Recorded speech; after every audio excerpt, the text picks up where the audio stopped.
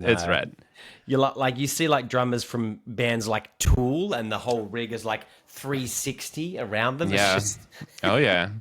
Dude, you know, like about an hour of every day is me looking at Tool reels on Instagram. So, clips. yeah, so, I think I saw that they're coming out. Fizzle, are they coming out as part of a festival? they are, but they're hanging out with other bands. They're part of Yeah, a mixed lineup.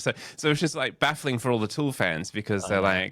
they're gonna have to hang out with folks that don't understand what the Fibonacci sequence is. You know, it's like, It's going to ruin everything. how do we do this? Yeah, It's going to that's ruin the right. punters. I know it makes a huge difference, though, doesn't it?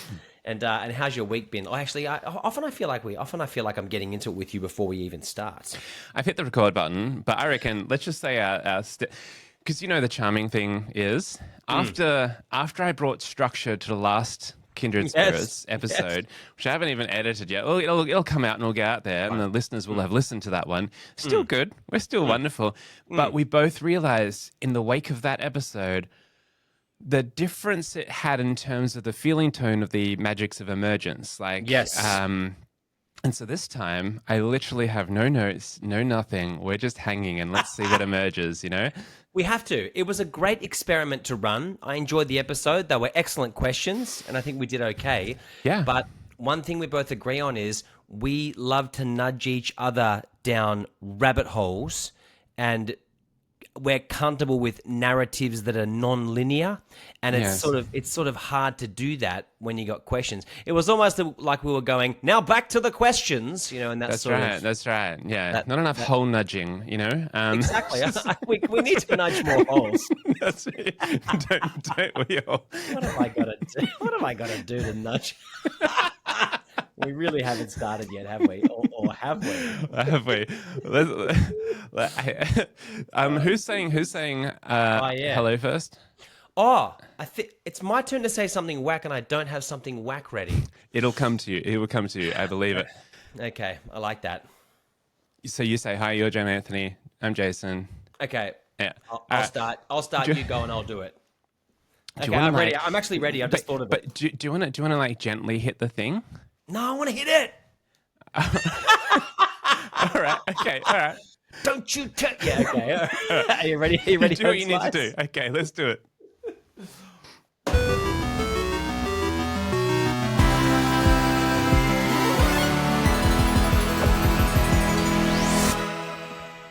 Welcome to Kindred Spirits. I'm John Anthony, And I'm Jason Fox. and we are fresh out the kitchen, which the trickster disposition. Fresh out to Kishton. I love it. No. This is great. goodness. You know, oh my God. It's so good. I love the mangle. And we're on a cask drink today, I think. So I haven't even lined up the whiskey with you, but hopefully we've got It's the last one, isn't it? Yeah, we can't Of go the wrong. Exchange. Yeah. That's right. Okay. But the kitchen, right? When I hear kitchen, I think the best place to be hanging in a house party. You know what I mean? Like, Oh, yes. 100. It's like it's the place to be. It's That's the the hub. nexus. That's the hub. Yeah. And it's always funny because often there's a host there who's trying to, bring snag rolls out of the oven, and they're all like, "Get out the kitchen!" And you're saying, "But this is where it is." Yeah, that's right. And to hang in the kind of penumbra where Yes. it's almost like you're helping, but you're not. Well, you're not helping. You know what you're doing? You're helping yourself to the first mouthful of whatever emerges out of the oven. That's right. That's right. That's right. I've got But this knack. I got this knack with my mother-in-law, who's a fantastic cook. But I will hang back until the 11th hour, where I'm quite certain that everything that it needs to be done has been done, and then I'll say, "Oh, Kerry, how can I help?" that's And right. That's right. I think I'm quite sure that she's on to me. Often she just like get out and go and eat it. But also, sometimes the best help is not helping. It's like if you realize that, they got this and you don't want to muddle with someone else's that thing. It's like, Oh, it's so funny. Oh. You reminded me of my friend Ryan. He's a real cheeky bugger, right? So Ryan's been married for probably 15 years now, maybe coming around to 20 years. And he's in one of those dynamics where there are certain things that he takes care of in the household, and cooking is not one of them, okay? So his lovely wife, Jess, is constantly doing the cooking. And I remember saying to him years ago, how do you sustain that dynamic? You know, at some point, surely you're supposed to muck in. And his answer was so diabolical. He said to me, "Listen, every 6 months or so, I go into the kitchen and I inverted commas help." And all he does is just burn shit and tip things over and break stuff to the point where his missus says, "Get out of here!" And then he goes, "Sorry, trying to help," and then resets for another 6. But just there is this concept of weaponized helplessness, which I think some folks actually have. It's a real pain, like in terms of. I think we need to like reflect, like how. Because it's one thing to be playful, right? But like this is in terms of the balance. I'm all for like balance over time. Like there are some duties that in our house that I just seem to have. Either I have a natural affinity for it, it just falls to me. Like whenever our cat does number 2s in her litter box, it's 95% of the time my job. That's Jay Fizzle on the spoon. That's me. In fact, our cat will almost wait for me to get home, and then that's her way of like saying welcome back from your travels. Whereas whenever I've learnt that I can't hang washing because Kim's very particular about how certain things are hung. Whereas I'm just like, if it's suspended, You're right, though. I couldn't agree more. That is weaponized helplessness. Very different to Marty Seligman's learned helplessness, right? and malicious and not fair, really. If you're gonna put a critical lens on it, it's a little bit rugged, isn't it? Yeah, I mean, but all these things are contextual. Like it might be a funny thing in the. It was just funny when you were mentioning that. I had this echo of a memory of when Kim was telling me about one of her friends, whose partner has this kind of weaponized helplessness thing, and I was like, oh, I felt so frustrated on Kim's friend's behalf, and but then it's always contextual, right? Because we don't know this friend of yours who is, once or twice a year reminds people why they don't belong in the kitchen. Shouldn't be in there. Mayhaps does a whole heap of other wonderful things, You called it. I don't think it's not fair to speak into a dynamic like that you really have very limited access to. It's a proper iceberg illusion, isn't it? And and some of the behaviors that. But it is the thought leader way. I had this funny one the other day, right? So one of the things that I've been doing since forever is I always take out the bin. And every now and then I'll get frustrated with Katie because the bin is stuffed to the max like a quadrupled babushka. It's like 8 babushkas in one babushka shell to the point of it has no structural integrity at all. Hey, at least the babushkas are inside the shell and not like the big one. that there's... It's a buckled babushka. It's a buckled babushka bin, and I'm at this point now where I'll say to her, "What? Stop doing that. Stop doing it. Why are you doing it?" But I realize it's quite naive because I'm saying, "Why are you doing this to me?" And it's occurred to me that Caitlin has never taken out the bin. So in her world, the bin is just a thing that you can fill to the brim, and eventually it disappears and is reset. Right? So how can I be upset at her? She's not doing it maliciously. She doesn't know. I love that you identify as the bin. Like, how are you doing this to me? I am the bin. How dare you rubbish me? I am filled with rubbish. I cannot take any more rubbish. That's been established, Jason. That's already established, old sport. I've lived for so long in this warehouse apartment that I've forgotten about the perils of bin night and or waking up in the morning realizing I didn't. Does that happen? Like you hear the bin truck and you're like, shit, mate, I wrote a kid's song about it. So if you go to Spotify, this is for our listeners. If you go to Spotify and type Jinky in capital letters, Jinky, there's a song called Garbage that follows this very narrative, Jason. That's so good. Oh man, that's great. That never occurred to me that you've been in that awesome apartment forever, so you haven't tasted it. It's a lovely thing to duck. But I like this. I like that you've fed that term in early, weaponized helplessness. It's a nice thing to reflect on, isn't it? Are you stepping up in ways that see you helping to create equilibrium? Are you taking the piss in a way where you weaponize helplessness? And if so, at what cost to the dynamic? I like that. I read Now, a post Crystal. on. Oh, Oh, no, no, no, no, no. no, I no, know you no. had something. I was about to take it Oh, somewhere totally different. well, I'll send me a segue else. I read a post on weaponized naivete a couple of years ago. Honestly, I don't like the word weaponized because, like, if I was to have a weapon, do you remember Captain Feathersword? Yes. Oh, that's kind of creepy, actually, to pull out a feather and tickle people. But I auditioned to play him in the year 2000. oh, you would be phenomenal. Yeah, you'd be a great feather sword. Oh, you've Anyway. missed your calling. This thing of entering context, we've spoken about this before, of being holding in suspension everything that the client is saying about the dynamics that are currently at play so that you can preserve your own naivete, to ask the innocent questions, to ask the kind of the silly questions, the things that are, maybe seemingly obvious, but in so doing, from that fresh, naive perspective, evoke ways of seeing that haven't been considered perhaps forever or for a long time. And there's something quite charming about weaponized naivete. I think it's really clever, and I had it just yesterday. You're evoking ways of seeing, but you're also bringing into the room elephants.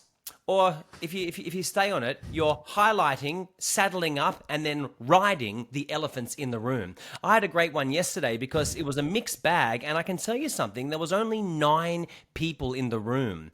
But it was a great session because I was unpacking intergenerational archetypes, and I had them all legend. I had the boomers, right rewound back to the Gen Zs. And it was a really fun experiment because as I got to surface some of these behaviors and blind spots, what I sensed was that I was saying a whole bunch of things that a lot of them had been thinking, but no one had the stones to get into. And isn't that sort of part of the gift of what people like you and I get to do? You can kind of come in and smash it up a little bit in the hope that it starts to move the needle or surface some of these conversations. I can't tell you for certain if yesterday worked, but I certainly created a little bit of tension in a 2.5 hour sesh. Yeah. Tension can be very generative. There's this. You just reminded me of a line that I think I admire, Venkatesh Rao. He's saying that the role of an external consultant sometimes is to come in and be a narrative wedge that catalyzes decisions. So, like, you kind of come in, and just because of the perspective that you bring, or you create the conditions that then it surfaces that which has been festering beneath the surface. Yes. And in so doing, you can exercise it, you can air it, you can work with it, right? Yeah. I mean, this is great. So far, there's 3 terms that have emerged in the opening minutes. We have weaponized helplessness, generative tension, and narrative wedge. Okay, we really do have to get Kindred Spirits bingo up and off the ground at some point. That's what, right. what I wanted to get your brain on early, Legend, and I remember Or my mind. One of our listeners, well said, sir. I'm not going to try to put your consciousness on it. That's a whole nother episode. Oh wow. Where does our responsibility cut out? And maybe that's a silly question, but I feel like listeners. It's a great question. And one of our listeners was getting into this with us really early when we started talking about trickster disposition in episode 0 or episode 1. And sometimes I'll be honest with you, it's a concern of mine because I know for a fact that I'm very good at helping to generate tension and become a narrative wedge and surface conversations and saddle up and ride elephants. But I'm really keen to get your conscious awareness on what do we do around the post-disruptive responsibility that sees us explore embedding and practical applications. Well, naturally it's nebulous, and we need to soften your orbs in order to. If only people could have seen you there. You had your hand on your neck. Oh God, dude! This should be. But I like the question though. This used to haunt me quite a lot because one of the tensions, right? I don't know if you. I think you. Without some sort of discipline, my heart will bleed into it all. Like, I will think about and care about the clients, the context, and so on. And so I find it quite useful that the work that we do is often anchored around a catalytic event. And part of an event means there's a temporal boundary to it. Like there's spatial and temporal. We come to a particular context. Often it's not the usual work context. There's a special location, a special time. And within that container, magic happens. Yes. But then I've learned over time that there is a real distinction around where responsibility lies. And there's an article by Sonia Blignort. You put me onto that very clever lady. The habits of a complexity practitioner, or principles of a complexity practitioner. And she quite clearly says it's not my responsibility to change the system. Okay. And I feel this is really important for us, is that we can, with warmth and tenderness and love and trickster energy, bring about the quickening magics that destabilize some structures that have become stagnant, and hold a container in which, something generative can emerge. But we also need to trust in the folks that are embedded in the system to carpe diem, to seize the moment and take that with it. Obviously, there's myriad answers to this, but that's kind of how I'm relating to it at the moment. Well, I like it, and I love your response, and I feel like one of the reasons why it works for people like you and I is because we start with a genuine intention. It's not a one-trick pony, flash in the pan, edutainment bullshit. There is a hope that there's a ripple that spreads from the learning environment or the context, the event, out into the ecosystem that they're operating inside of. One of the things that I try to do is take these embedded folks and help to, you might say, not just educate, but inspire them around the level of responsibility that they might have to follow the bouncing ball behind whatever's happened. One of my favorite stories, I've told this story so many times because I'll never forget how silly it was. I'd run a workshop that had gone for maybe 3 or 4 hours, and it was one of those ones where you hand them pieces of flip chart paper and they're coming up with a whole bunch of ideas. And by the end of the session, the room was covered 360 in all of their ideas. Now, I want to be really clear in saying they weren't my ideas, legend. It was all their content that they created. And right at the end of the sesh, a guy comes up to me. He waits for the room to clear, and he starts wiggling one of the pieces of flip chart paper. And he said to me, "Oh, listen, mate, that session was all right, I guess. But can I ask you something?" Who are these characters that keep on manifesting in your world? These are the ones I remember too, don't I? This is how the brain works. Yeah, the legions of positive feedback is all deleted. That one guy in 2007 who said that. But it was a great question, because as he's wiggling a piece of flip chart paper that he contributed to, along with 29 of his other colleagues, he said to me, "What are you gonna do to make sure that I do any of this shit when I get back to my desk?" And isn't that a beautiful question? Because at the time I was able to say to him, that's such a great question, Trevor, not his real name. Nothing. And welcome to the world. See you later. To the world of adult learning. I mean, that's right. Yeah, that's great. Yeah. So I think part of it for me is, yes, like get the generative tension, be the narrative wedge, create disruption, saddle the elephant, but then inspire the embedded folks to entertain that maybe they themselves can consider doing something as they cross the portal that is the event back into their ecosystem. Yes, and there's a particular thing that you said there that I think is useful, and this echoes the wisdom in the person who was asking the question all those episodes ago. I don't think you and I, or anyone who knows what they're doing, will willingly create disruption for disruption's sake. Yes. I think there's this thing of sensing into and really kind of digging in and getting the layers to surface that which needs to be surfaced. And at the same time, there have been contexts where I'm like, actually, I don't think there's anything to surface here. Yeah. So instead, well, we've got a good thing going on here. Let's look up into the future. Like, how can we make sure that we're looking out for each other here? Or where could this go awry? Or how are we going to show up? Or it's like, it's still useful in the sense of the time, but just... It's, sometimes folks are so sick of the current context and yet unable to do anything, and they need an outsider context catalyzing force, which is what we can play. Sometimes 100. Things are doing great and they're like, we Yeah, we're doing great. But it's. I guess what I'm saying is there's the other charm that you and I have is we don't have off the shelf products that we've invested a lot of time and capital in, and therefore we're not entering these contexts with perverse incentives to sell on this Yes. 6 to 12 month program. So we can Yes, literally. mate. We can have the genuine naivete, not the kind of Machiavellian. How can I? What's next? I The love that. mercenary, It's so instinct. true. I had a great moments. One of my clients, a really lovely person who I've met a few years ago at one of the big four, came out of the woodwork after a while. I haven't spoken to her for maybe about a year. And she asked me in the DMs, "Hey, JA, just putting together some stuff for the back half of this year. What have you got for me?" And I said, "Well, what do you need?" And she went, "Well, what have you got? What's happening?" And I said to her, "You're trying to ask me what's on the shelf?" And I wrote back, and the answer is nothing. There's nothing on the shelf. What is it that you need? Let me know what's emerging, and I'll let you know if I think that I can add any value. And I loved her response because she came back and she said, "I knew you were going to say that," which makes that so. For what lack of a brand, there must be some kind of brand there. Old Sports.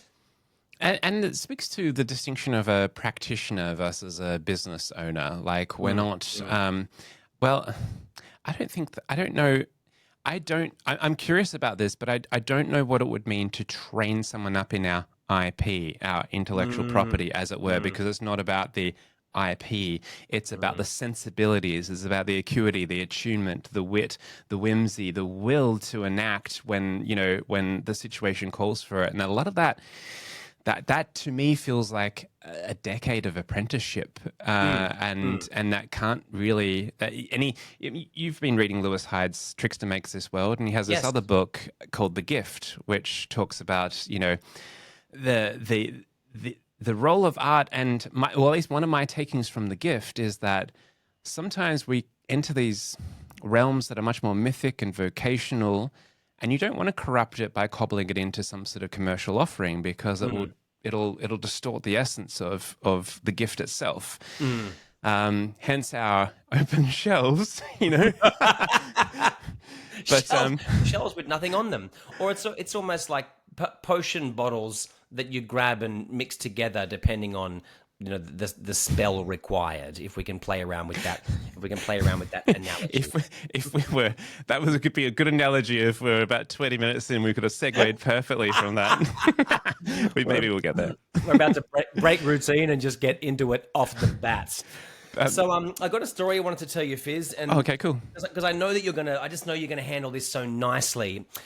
I want to talk to you about meaning making. Okay, I'm sure. All right. I'm sure you've thought about this more than one time. But this came through the other day because I was in the studio recording this song Icarus that I sent through to you, and the producer and I have become really good mates. An absolute legend in the game, a man named Sean Carey. So good. It's so good. And with headphones, it's beautifully, and that's it's a little bit me and a lot this Sean guy and the musos that I had on the track. But on the way there, I drove past a podiatrist, and I had this memory that hit me like a ton of bricks. I'd been doing a play years ago in the Botanical Gardens, The Wind in the Willows, right? And I was playing the weasel, who's kind of the bad guy, but it's very physical children's theatre. You're outdoors, you're in the belting January sun in the Sydney Botanical Gardens, throwing your voice to 500 people with no microphones. It's physically grueling. And so I hurt my foot just jumping around like an idiot. And then the lady... yeah, let's be honest. I hurt my foot prancing. Thank you. Somebody had to say it. I certainly didn't hurt it playing gridiron football. I hurt my foot playing rugby. What were you doing? Prancing. Gee, you called me so good on that. But the lady who was playing the mole, a beautiful lady named Madeline, went on to have a really successful career in musical theatre. Okay, so she did once. She was in Harry Potter in Melbourne, around the corner from you. She's done Avenue Q. She's the real deal. And she recommended this podiatrist. And when I'm there and he's working on my foot, he said to me, how'd you hear about me? I said, Maddie put me onto you. And he said, yeah, Maddie, I remember her. How's she going? All right. And as he's massaging my foot. And I said, mate, she's doing amazing. She's now moved to the UK. She's on Broadway and on the West End. She's on Broadway. And this guy sat up straight in his chair and his chest puffed out. And he said, well, you can tell her that she's welcome. Right? And what had happened is this guy who helps people with their feet had decided that he was responsible for her success on Broadway. Okay? Now, we need to linger here because at a glance you could think that's ridiculous, delusions of grandeur, settle down, buddy. Right? But the more I came to reflect on that story, the more I thought, no, this guy's unlocked something. He's found a way into meaning making. He's recognized the ripple that spreads from his contribution into her foot, into her performance, and into her career. And is there anything wrong with that? This is the guy pushing the bucket around at the NASA space station, talking about how he's putting someone on the moon. Let's get thoughts from the fizzle. Yeah. Sounds like this guy needs to start a podcast. Am I right? As a podiatrist podcast, here's all the people I've he needs to whose pick feet a pickle I've peppers. massaged, whose feet I've massaged, and then gone on to. And where are they now? That's right. That's right. Yeah. I mean, correlation is not causation, and so on. But I like it. Why not? I mean, it. Again, this is the dynamic, right? So I don't know if he was saying this to you with that glint in his eye where he's aware of the "you're welcome" thing, but I don't think so. I think he meant it, and that's why it stayed with me because at the time I was younger and I walked away a little bit two-dimensional. I thought that bloke needs to settle down. He loves himself. But as I've come to sort of marinate in that whole thing, I thought, no, maybe he was just a few steps in front of me. I think he's onto something here. It's meaning making. So there's it's interesting that amongst existential philosophers and so on, the meaning making bit is an interesting thing. There are very odd characters like the Jordan Peterson types that would argue that meaning is something that we discover and it has a fixed kind of eternalistic quality to it. And then there are others that would say that meaning is co-created. It's a dynamic, eternally evolving phenomena that we experience through life. And that's the camp that I'm largely from. And so meaning making happens, but we're all doing it. And we can't not.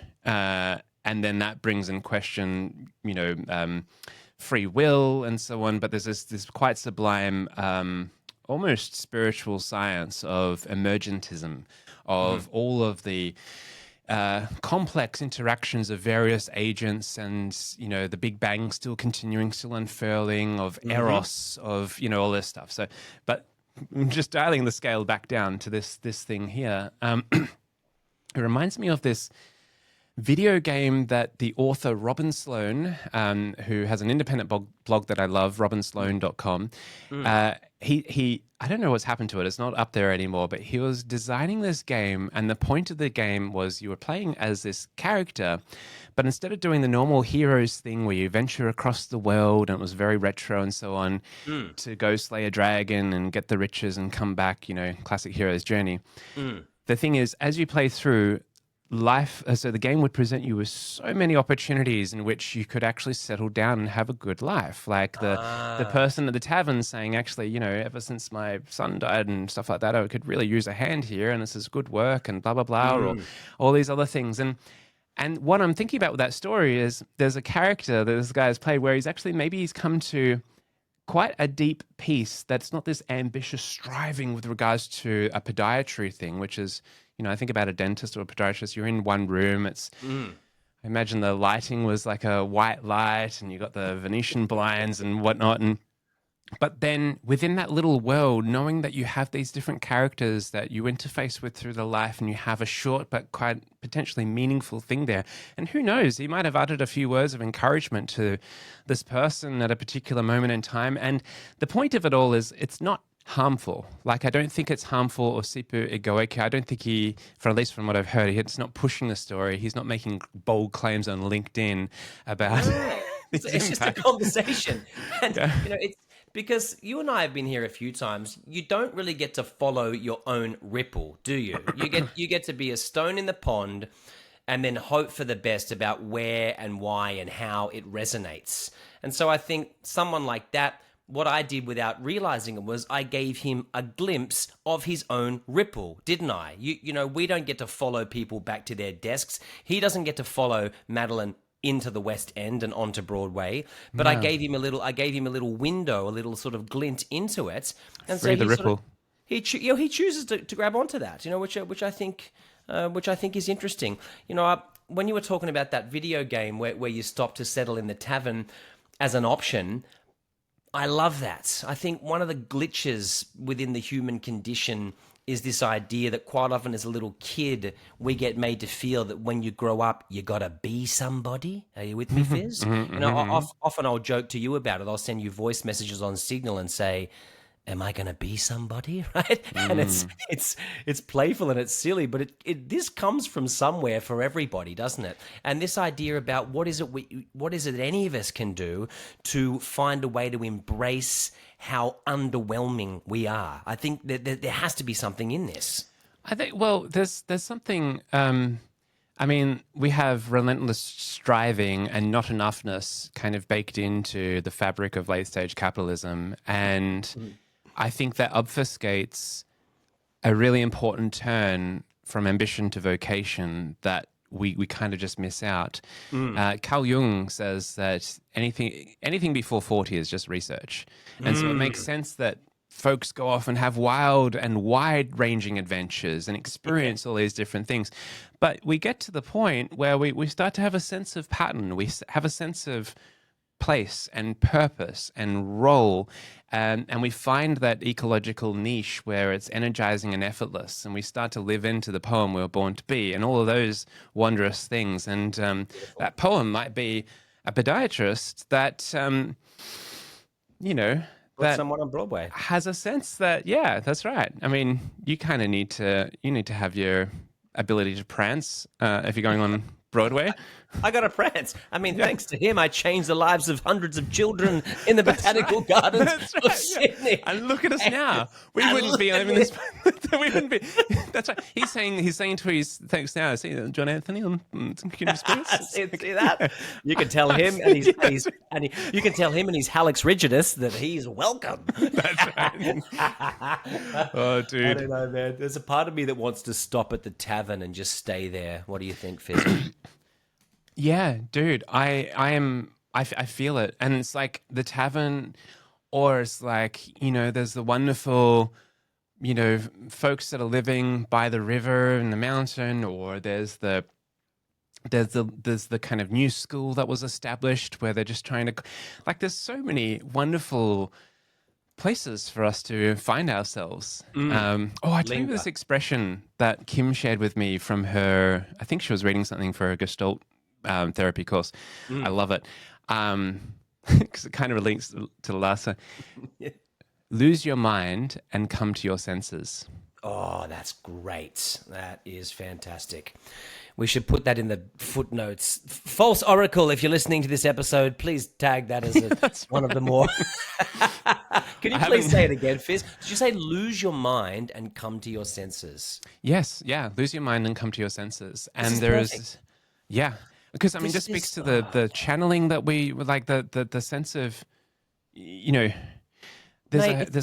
mean, you knew I was going to froth on this because we kind of went here when we first started doing this.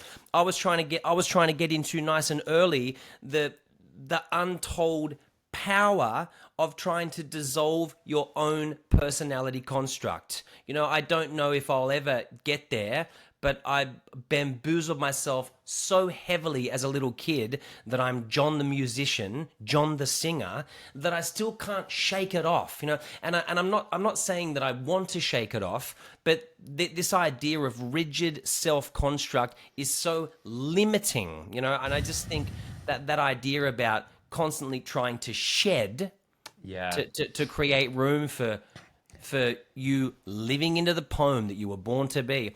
It's funny, even earlier you were talking about patterns, and I think unless you're willing to shed your personality construct or challenge that story that you tell you about who you are, then you don't possess the ability to see any of these patterns. You're just blind. You're being ruled by your subconscious mind. Totally. It was about, you know, dude, you're speaking such profundity, and I'm like, I want to. It's been a happy 1 year anniversary ish. I think it was only in about a week's time when we met up, or 1 or 2 weeks time. Oh, cool! Is it 12 months? Yeah. 12 months of JA and the J Fizzle. Because it's around this time that about a week ago that I had my wonderful plant medicine journey. The thing that I've come across recently in the Bill Plotkin world, the journey of soul initiation or the descent to soul, is a really lovely distinction between molting and dissolution. And I think that there's this thing where we need to go through, those of us that are good at like shape-shifting or molting or kind of realizing we're in different chapters and there's just showing up and having our beingness that has a little bit more fluidity to it, are better equipped perhaps for the dissolution that comes for many of us, where we actually dissolve the adolescent self for the adult self, which is, by the way, a song that Tool have done in Reflection and Lateralis, whereas something like I don't want to be down here soothing my narcissism. I must crucify the ego before it's far too late and pray the light lifts me up before I pine away. And this sense of pining, of like this kind of longing, but you're still attached to this old form. I love it. I love it. So good. So good. Even as you spoke about that, the first thing that came into my head is when you watch performance of Joni Mitchell when she's such a young woman singing Clouds, and then you see her on stage in her 70s, in her mid to late 70s, with a cane, kind of sitting on a throne, taking another run at that song. Or even if you listen to the first and second recordings of that song and tie it into the lyrics, it's such a beautiful philosophical mirror when she says, I really don't know clouds at all. You keep hearing about that. The more that you know, the more you realize that you don't know anything. It's beautiful. Yeah. Yeah. So from a thought leadership perspective, the best window for you to have an impact is where you just know a little bit, because the Dunning-Kruger effect can kick in and you think, I know so much. Look at these idiots with their doubt and their hesitation. Don't they realize it's just this? You could be such a more poised motivational speaker if you could commit to what you're doing. Get alpha. Get alpha. That's right. I want to, before we go into whiskey times, I've been meaning to ask this for a bit, and I'm so excited. I'm going to be hanging out with you IRL very soon. Yes, bring it. Happy. We're going to have some good times. I'm so excited. The wifey and I have been talking about all the delicious food we're going to eat. I've got some gems hiding here for you to sample. I'm quite glad that we're not doing anything the next day. You're not doing anything the next day, are you, Legend? I'm going to try and make sure if I have one more meeting, it's not until late morning before I fly back. That's what I'm thinking. Yeah, do it push it past 11, because we probably will go a bit rogue. Sorry, I took you off script. What were you saying, brother? Well, I'm just curious. I'm just curious for what you sense, and this is a tricky question. I haven't given any notice of this, but what is emerging for you? Like, what if you were to look to the penumbra, to the glimmers, to like, what are you sensing is emerging on the horizon for you? I'm just really curious. Oh, that's a lovely question. My instincts are telling me that I'm building towards a rhythm that I used to have before the apocalypse, where I'm only investing myself in projects that I think are actually going to work, where I'm putting just as much energy into my creativity as I am into transcend, where I'm carving out time for things like slow mornings and golf and Lego and reading. And lawns. And I'm and my lawn, planting flowers with my little 6-year-old, and calm. I think I'm building towards calm, and I appreciate the question, mate, because I hadn't really thought much about it, but neither of us had a very good apocalypse, and for different reasons, but I think behind the pandemic, because of how badly it dented me, and the guilt that I carried around not being the archetype provider that I expect myself to be for my family. I think I've had this sort of almost desperate approach to, yes, any gig that comes near me, any waft that looks like an opportunity, I'll grab hold of it with both hands. And I'm doing that for reasons that are obvious. I'm just trying to look after it, all the people that I love, and keep the roof over my head. But I think it means that sometimes I mix myself up in things that I don't think are going to work, where I'm not sure that I'm adding any value, and that sort of pulls you away from yourself, doesn't it? There's something about that. For me, there's something about that makes me feel less like me. So hopefully some calm, my friend, and gigs where I feel like I'm adding value and an appropriate rhythm. I love that. What about you, brother? Well, I love the rhythm and the honoring of the creative practice, which I personally making many attempts to rekindle. I'm in a world where, once again, I'm trying to enact kind of clearer measures around not being on social media. Like I've tried to do screen-free Sundays, and it hasn't quite worked because I've wanted to write. So I've made it social media-free Sundays, and that hasn't always worked because it's amazing how it sneaks into your world. Yeah. But then a friend of mine was like, well, maybe it's like you wanted to write, but it doesn't have to be typing. So I might rekindle like actual handwriting on Sundays, and just to try to cultivate something like that. I'm realizing that my attention, whilst I do cast a wide net, it has been a little bit frayed and a little bit frazzled across a lot of the things. It's part of the strength of what we do, but there's a little bit more intentionality and devotion I'd like to bring. But yeah, I love your you're attending to the creative practice. I see the photos of you with your beautiful musicians, with the cellos and stuff like that in the studio, and I know that there's this, to actually find the time and to make these things happen takes a kind of an intentionality, an enactment of will. And I love how you're doing that, because these projects don't have the same immediate kind of commercial feedback loops that 100. And the funniest thing about that is that even this deep into it, I can't seem to shake off this laser beam obsession with this need to behave in a way that's prolific. I have to keep making art. I can't do it. And I'm now bored with analyzing why. It doesn't matter anymore. It's just a thing about myself that I've accepted.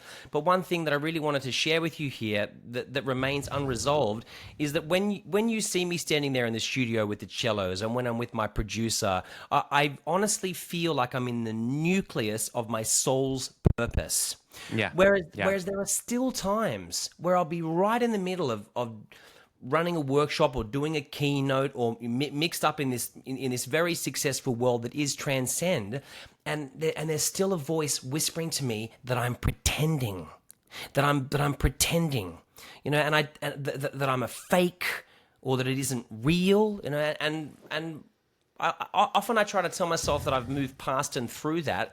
But when I compare and contrast, being in the studio and then doing Transcend, I don't know if those two things will ever produce the same feeling for me.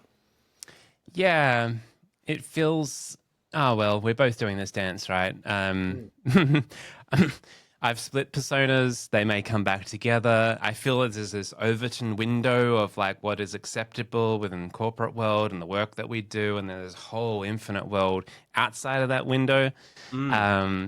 And oscillations are needed amongst it all. I've personally come to. I like the word pretend. I like it's what you pretend. It's like it's what you do before you tend to do things. But it's also, to quote Bast from Name of the Wind, the satire there, we understand how dangerous a mask can be. We all pretend, we all become what we pretend to be. And so there is this scary thing of actually becoming what we pretend to be.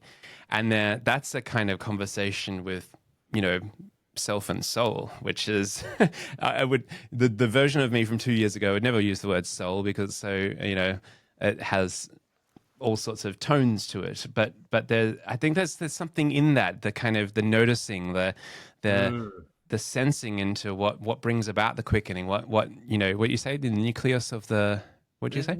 Nucleus of my soul's purpose. Yeah, yeah.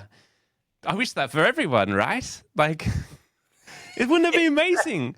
We all found our thing. Podiatrist person's there, like there is the kingmaker, just Yeah, but changing. and it's funny, and maybe what I'm trying to get you to help me with in my own way is graduating towards some kind of acceptance. Like, do I need to? Do I need to ever say I got there, I did it? The pendulum swings in both directions, and I like the arc of both of the extremes. Yeah.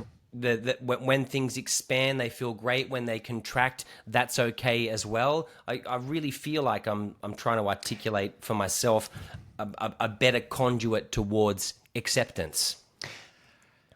Yeah, well, I mean, as James Carr says, only that which can change can continue. And I feel like for those of us that are a little bit more attuned to it, whose work naturally takes us to the liminal, this sense of never really quite arriving or always being in transition might actually be where we need to make our home, if that makes sense. It makes a lot of sense.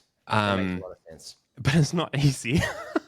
But it's a great conversation, isn't it? Because I think it's relatable. I'm certain that a lot of our listeners have a sense that they're never quite arriving. And so trying to find a way to be at home with never arriving, or entertaining that never arriving is your home. There's something about that. There's something about embracing the idea that it's in your interest to move through the world as an infinite player. It's fantastic. Yeah. Fantastic. I actually really, there was a time that you were sharing your bio and you said something like bard and pretend sage.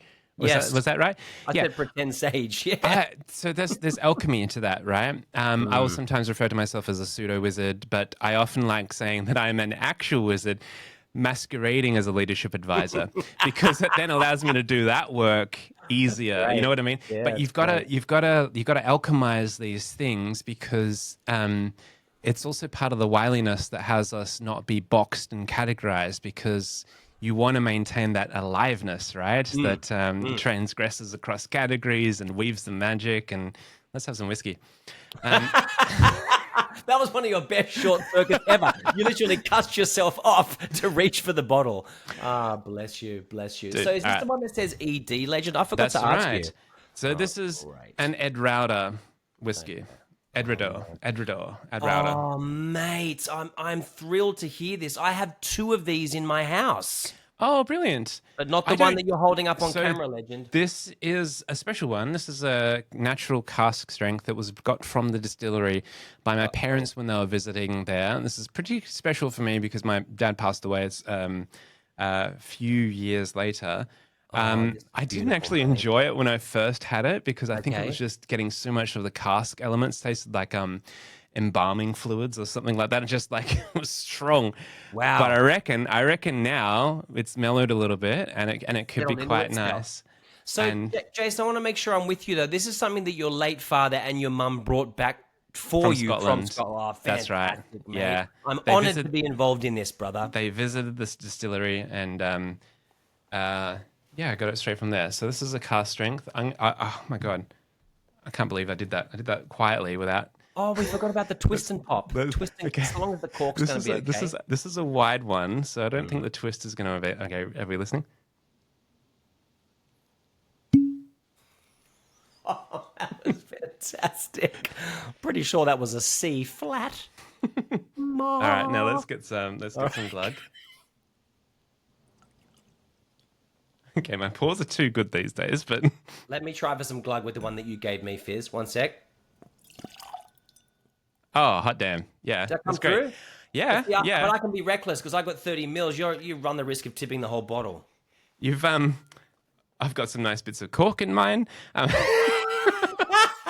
What were we talking about the other day when you compromise it so badly that there's literally shards of glass in your whiskey and your wife's there going, I do not authorize. That's right. But the nobles used to do that, right? And to aid with digestion, drink right. crushed glass. So. I remember hearing that isn't that tequila that has gold flecks in it, and the gold flecks are supposed to slit the lining of your throat so that your bloodstream absorbs the alcohol quicker. Marvelous. Violent. Let's go to the nose.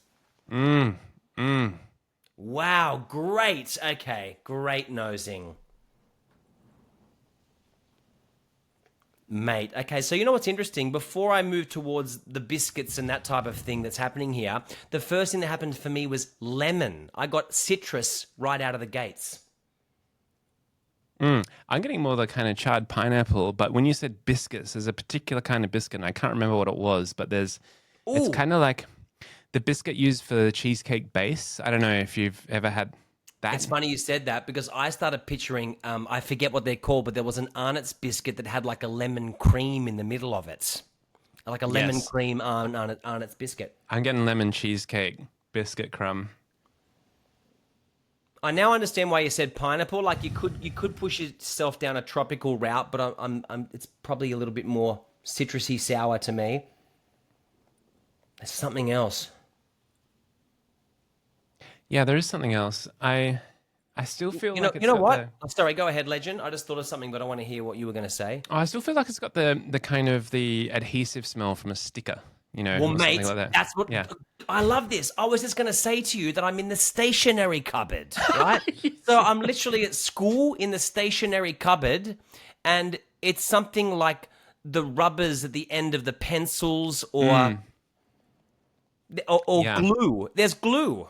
Yeah. The stationery cupboard. cupboard. You just said adhesive, didn't you? Yeah. That's it. Yeah. Stationery cupboard.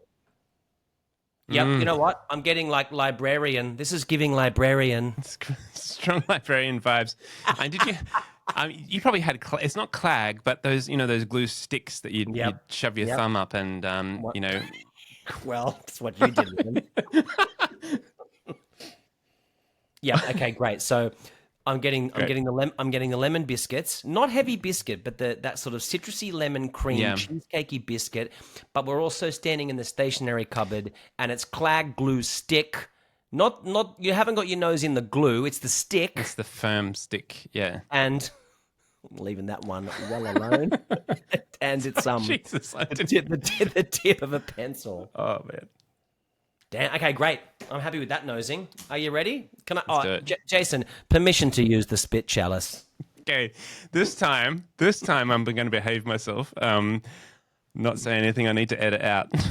Shout out to my brother-in-law, Paul. I didn't tell you this, Fizzle, but it's so sweet. My brother-in-law, Paul, if he's listening, 3D printed you and I 2 spit chalices. Oh, hot damn. Oh, wow. Shall I? Did I say that right? That's, wow. And before you do it, before you lip it, that's awesome.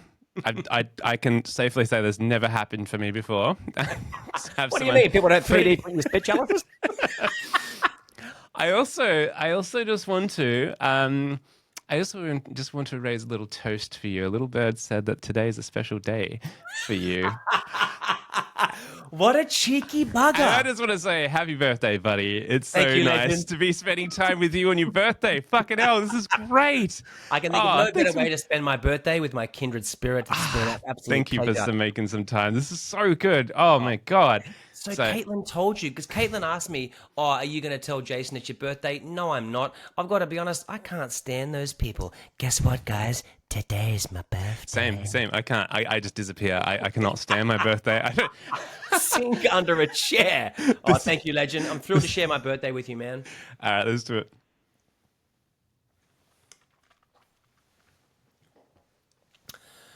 Oh, mate, I can already tell this is going to be an absolute belter. Whew. It's still car strength.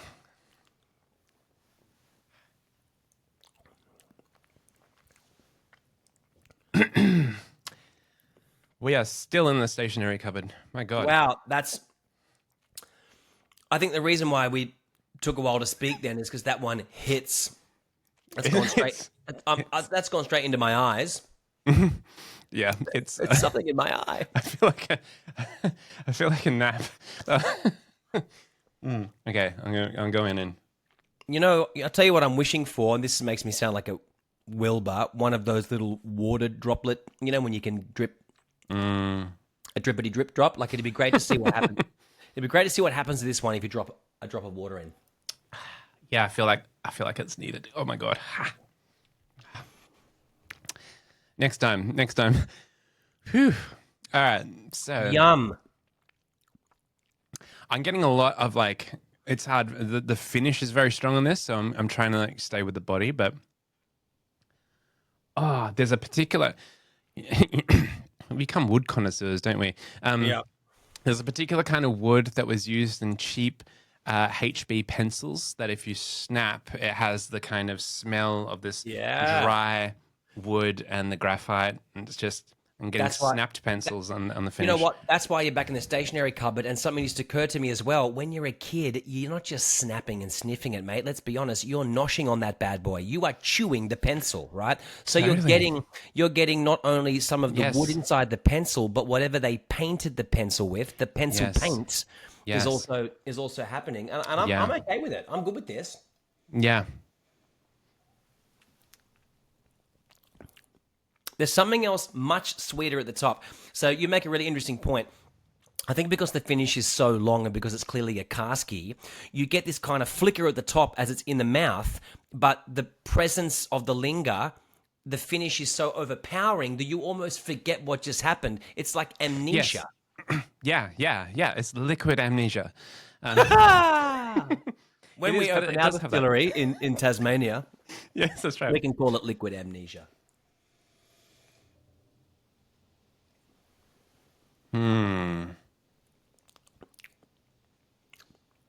Mate, I'm going to say it.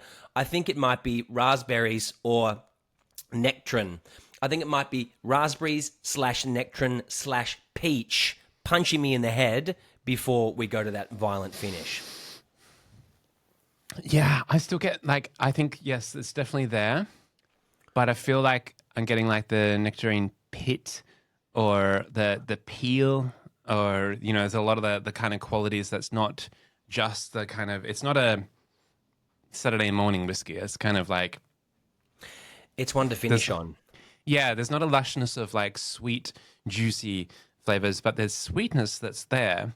It's just, at least in my palate, it's carrying, there's a lot of wood going on. There's like.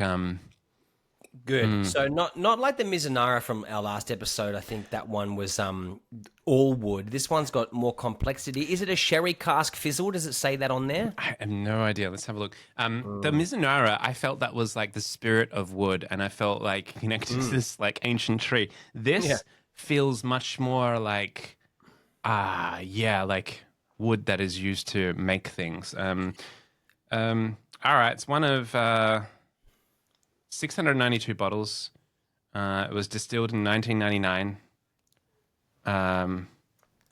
So it would probably be a 20-year-old, I would imagine, given when they got it.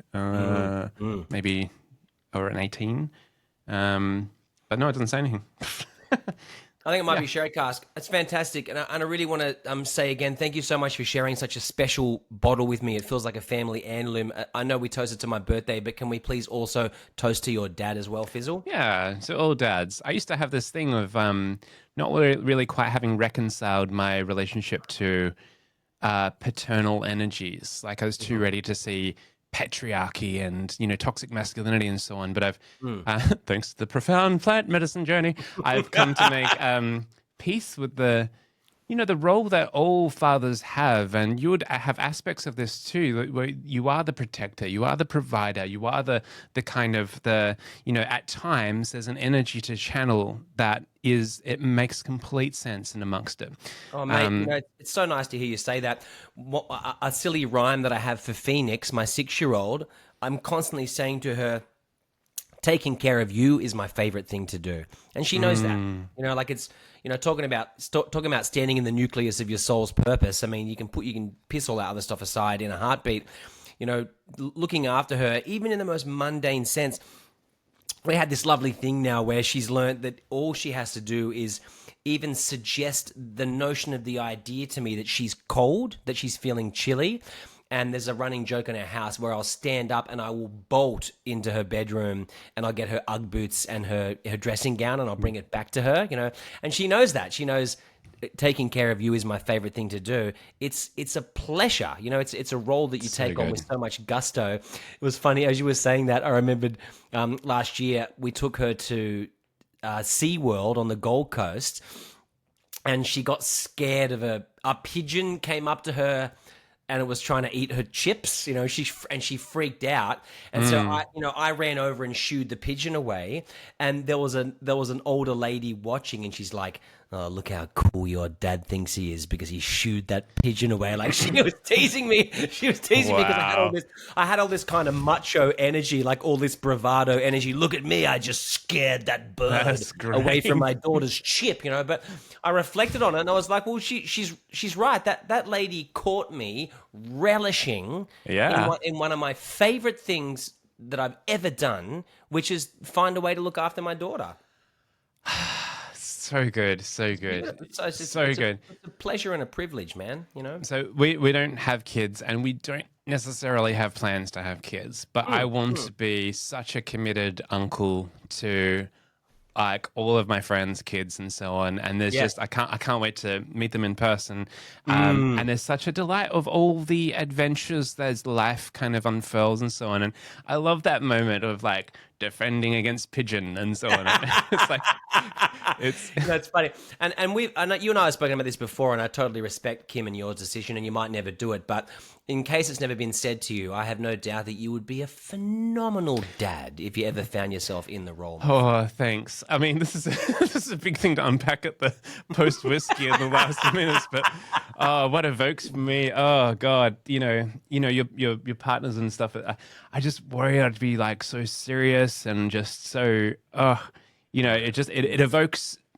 So you would be instantly charmed and disarmed. I have no doubt about it. Yeah. But I know it's a weird thing to simulate. It's a big conversation, but I've always wanted to say that to you, so I'm glad I got a chance to put that in there. Thank you. You'd be amazing. My gift to you for your birthday. You would be amazing. Kim would be amazing too, but hey, that's a whole nother. That might be a down the line thing to bang on about. I'm not sure how we're going to do bad advice today. Oh, that's so true. I mean, whenever we party, I've always got my remarkable in front of me because you often come out with such profound sound bites that I have to scribble them down because I worry that I won't be able to loop around on what you've said. But let me give you some terms: weaponized helplessness, generative tension, narrative wedge, and the idea that we meet embedded folks. So you could take all that stuff and flip some of that into some. Yeah. Right? Well, yeah, exactly. I mean, there was something. Go. There Legend. was something you said before about the self-concept, the rigidity of the self-concept that we carry with us, which is just the weird thing about this bad advice is going to sound like it's good advice because the bad advice is have an ideal version of yourself, like this beautiful, perfect version of yourself that you will constantly fall short of in any given moment. Use that as an opportunity to judge yourself constantly, to always fall short and to feel wretched perpetually. Feel garbage about yourself. Yeah, just be that one version of you all the time. Here's a piece of bad advice. Next time you're in a fight with someone and there's any kind of discord present, respond by saying, "Sorry, that's just me." That's so good. Oh my God. I am going to miss your fake ads because they are so sublime. I've heard this a few times, by the way. I was like, I love that for you. That one and I felt kills me, man. God, that one is venom in my veins. It's so detached. It's so imagine, and you did this in the ad too. The pause that comes after. Like, I love that for you. For you. Don't love it. Dear. Oh, whatever you do, don't love that. No. That's Just a bit dangerous. That might be getting mixed up in some of the emotional contagion that you could extract from it and experience your own euphoria. I mean, no, I feel like I'm just repeating the ad. That shits me. it was sublime. But, you know, it's so fun, isn't it? I mean, I think that's something that you and I love. Like, we love language. We love the idea that words are like spells. But with that comes meta observations that sees shit spells being woven into the cultural lexicon. Yeah, definitely. Yeah, your acuity for bad metaphors. You know, when there's such a simple tweak of the language, then can evoke a whole new way of relating. Weaponized helplessness. If our listeners feel that may have resonated with them, that perhaps they played the role of weaponized helplessness, try weaponized helpfulness. Please expand on this. Oh, well, just insert yourself into situations helpfully, just trying to help in a manner that's obviously not helping. Great. I mean, I think this is. I think a lot of thought leaders do this, right? You know, they have their product to push. So as soon as they get the hint that there's an opportunity for me to drive a narrative wedge in here, then they can do it. Don't listen to the context. Bring disruption. You know, fancy yourself as the trickster, but don't do it with like the grace and the warmth and the wit and the acuity and the humility. Do it as an arrogant thought leader and come in because you know what's best. Trickster, demolisher, disposition. That's right. Yeah, that's right. Trickster, dumpster fire. Yeah, what could go wrong? What could go wrong? Light People the love it. fire and light the fire and turn your back on it, or even worse, light the fire and then go and get the marshmallows and just sit there and benefit from their from their dissolve with a s'more. Outstanding. What else? Outstanding, Fizzle. Oh man, that's good. That's some really juicy bad advice. Let's see if I got one more. It's something about embedded folks. You know, it's something about walk into a room, lift people's lids, disrupt them, help them to understand that the system they're in is broken and needs fixing, but then also make sure that they feel completely helpless to do anything about it. Yes, that's you know. It's a weird thing that actually came up for me last week. I was speaking to a room of principals, and then at the end during Q&A, someone was like, "You've given us a lot of ideas here, but what should we do?" Yes. And I had like just a couple of minutes left in the thing there, and I had to sidestep the question. I was like, at this point, like there's a beautiful generative ambiguity and attention and aliveness that I'm hoping that we're all feeling a bit baffled here because. The mind that is not baffled is not employed. The impeded stream is the one that sings, to quote Wendell Berry. And you know, if I was to then say, oh, maybe do this or that, it would just collapse it all. And that the exquisite tension of maybe there's a better way, and that's a field that we don't want to collapse. But it's such a beautiful thing, right? This whole the embeddedness of it, and we don't want them to feel helpless. But we also don't want them to feel dependent upon an external expert because what our role is to help them to see that they have within them the capability, the capacity, the sensibilities, and the ability to actually make change happen. To start unfolding experiments. And this is the thing, it's almost like you want to say to them, I can't tell you what to do, but I can tell you what not to do. And what you shouldn't do is not try. Exactly. And you know, all the fables, the fairy tales, the myths are almost always warning ones. They're not telling you exactly what to do. They'll just tell you what goes wrong if you followed an east path because you want to preserve the ability for novel pathways to emerge. Perfect. That's nice.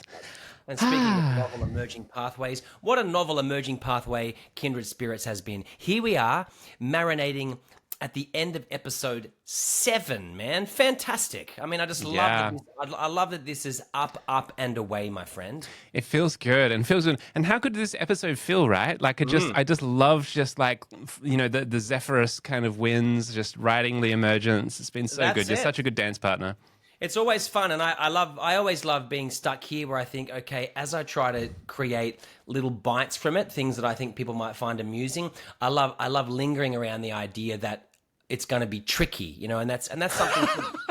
I guess that's something sort of fun about the jazz that is Totally. the way you and I talk. You know, shout out to a long time listener.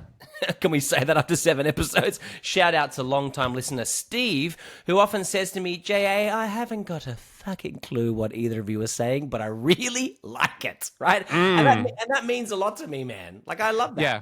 Yeah, that's right. That's right. It's a vibe.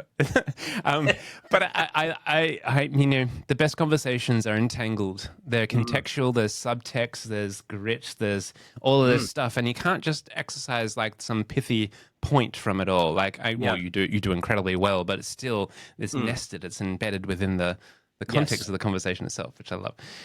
So cool. Good luck to us as we proceed there. I've got to still get the last episode up, and but Slide it out there. Don't overthink it. Don't overthink it. Just chuck it out there. And what was I going to say to you, Legend? Oh, mate, right. How good is it that the next time we speak properly, we will be toe to toe, you legend. Can't wait to welcome you into my house. You get to meet belly to belly. Yeah, it'd be great. We're gonna light the fire. We're gonna have dumplings. We're gonna drink whiskey. Splendid. I did say to Caitlin, we'll do another whiskey exchange too. 100. Yeah, actually, you got to bring me. You actually bring me. I mean, it's not. I for will me to bring give you a some. number. So bring me as many as you want because I'll try to. I can give you at least 4 or 5. I'm just putting that out. Yeah. I'll find. Yeah, something like that. So 8 or 10 more episodes will be spawned from Thursday of next week, and yeah, man, I've got an absolute belter that I opened on Luna's birthday that I've been saving for you. So that's definitely something that's going to happen. I even said to Caitlin, maybe I get her to quickly film us while we do it. Let's see what mood we're in, my friend. Let's see how we go. Yeah. Awesome. Magic. All right, brother. So much love, man. Thank you so much for sharing a slice of my birthday with me. Yeah, likewise. Thanks everyone for listening. We really love and appreciate you. And this has been Kindred Spirits. Bye-bye. Oh, whack the thing. Whack the... Do you know whack I'm going to whack the thing.